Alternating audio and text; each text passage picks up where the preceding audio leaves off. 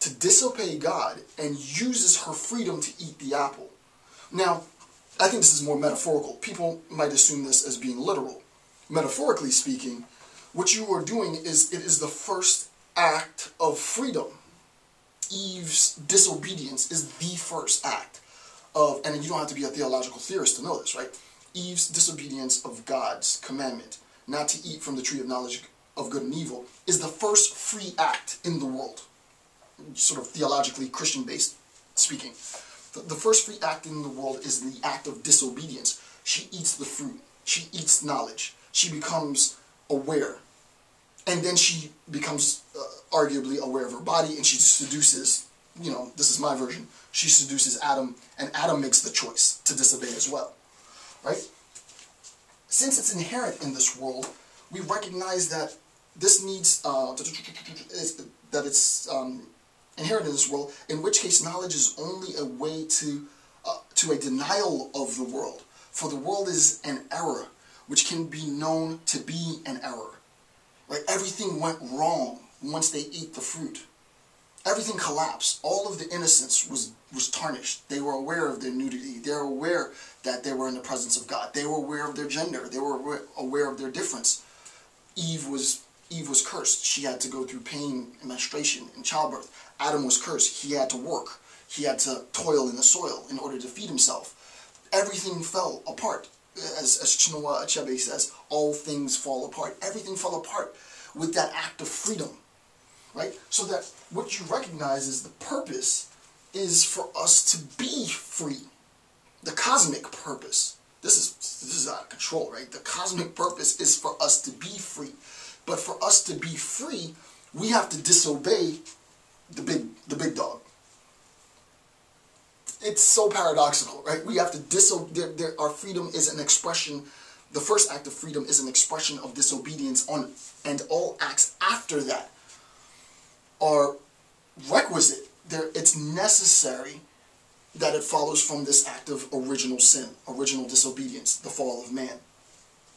What we recognize then is that freedom leads to a denial. That freedom leads to a denial. We have the ability to deny. To deny what? To deny this world. This is a world of inherent ugliness, inherent bad, inherent mistrust and distrust. And thus I can, under theological grounds, deny this world. Deny this world for what? Deny this world for a better place. A return to innocence, right? A return to a pristine divine relationship with the Godhead before the fall. But in order to do that, I have to, of my own volition, reject everything that is this world. And this is the traditional religious canon, right? The important point to see is that you don't have to be a believer to see the power of, I don't want to say the myth, but the power of the narrative. The power of the narrative is there is a purpose to evil. And that purpose to evil is situated in this original fall, the sin. This leads to our ability to make a choice. And insofar as we make that option, insofar as we select an option, we choose, then we recognize that the choice for many will be to deny this world. However, Nietzsche will say later, not all of us are going to make that choice. Not everyone is going to deny this world. Not everyone is going to assume that eating the fruit of knowledge of good and evil was a bad thing, that it divorced us from God. Rather, accepting the traditional mythology or the traditional narrative of Christian sort of cosmogony, the Genesis, accepting that, the individual human secularist can say, once we ate of the fruit, there was no going back. There was no going back. I have knowledge now. What am I going to bemoan the fact that I have knowledge? I mean, the idea of bringing up Rick Santorum in my actual lecture series is ridiculous. But quick side note: last night, Santorum lost by 3 points in Michigan, 3 percentage points to Romney. So he loses by 3 points, and I'm thinking to myself, holy crap, this dude lost by 3 points in the dude's home state? How do you beat your competitor in your home state by 3 percentage points? I'm like, people love this. People love what Santorum's saying. For me, it seems, and I could be wrong, and I'm not talking about his personal character, the persona, I think he's doing this in order to win. He might genuinely believe it, but the idea that knowledge could actually be a bad thing, and that someone who has higher education would endorse the fact that knowledge is a bad thing.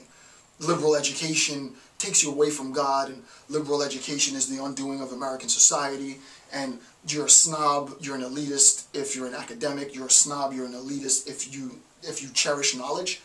This sort of misology, this hatred of all things academic, to me is bewildering. But then it makes sense, right? Because there is a sense in which half of the population wants to return to this time of innocence, right?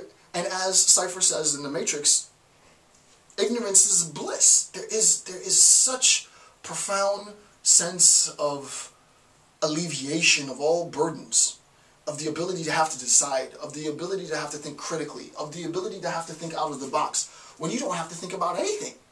When everything is an act of following a command. How comforting a life that would be. And I understand why people would choose that as an option. However, half of us don't look at eating the apple as a bad thing, right? Half of us believe that the act of eating, at least half of us believe that the act of eating the apple was the beginning of an exercise of freedom. And what the philosopher does is we cherish that act. It is the act of disobedience against concepts that were inherited. It is the act of disobedience that makes you a philosopher.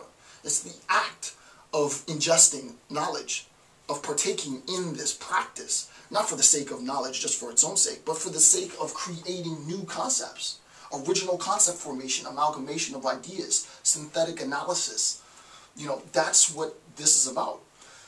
So, it's bewildering. And it's also fundamentally horrifying, because I think about the Khmer, seriously, as a genocide scholar. I think about the Khmer and the loathe they had for intellectuals, and the way in which those members who were targeted were the intellectuals. Even wearing glasses could get you killed. The fact that countless people were slaughtered in schoolhouses, that we in the United States of America in this day and age have such an anti-intellectual, anti-academic atmosphere is actually pretty scary. Like, all jokes aside, it's actually pretty scary. And the idea is the last thing that's going to happen is for the academic community to go in the closet and to be, you know, to be shamed for their knowledge, right? If anything at all, this is a call to all sort of lovers of knowledge, all philosophers, right? Lovers of knowledge. This is a call to all philosophers to rally together in support of the one thing that binds us, which is that love of knowledge, right? So whether you're a sociologist, a philosopher, a psychologist, economist, we all have to come together in retaliation to this anti-intellectual environment.